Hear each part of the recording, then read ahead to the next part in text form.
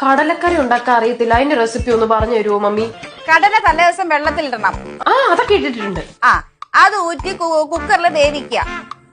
അത് കഴിഞ്ഞിട്ട് തേങ്ങ തുരുതുരാതെ തിരുമണം. അത് തിരുമിയിട്ട് ഇച്ചിരി എണ്ണ ഒഴിച്ചിട്ട് അതിലിച്ചിരി ഉള്ളിയും തേങ്ങയും കറിവേപ്പിലയും 2 കുരുമുളകും കുറച്ച് മല്ലി ഇട്ടിട്ട് നന്നായിട്ട് വറുക്കുക. അപ്പൊ കടല മിക്സിയിലിടണോ? കടല മിക്സിയിലിടണോന്ന്? കുക്കറിലിടണമെന്നാ പറഞ്ഞത്. വേണ്ട, അല്ല മമ്മി പറഞ്ഞോണ്ട് ചോദിച്ചതാ.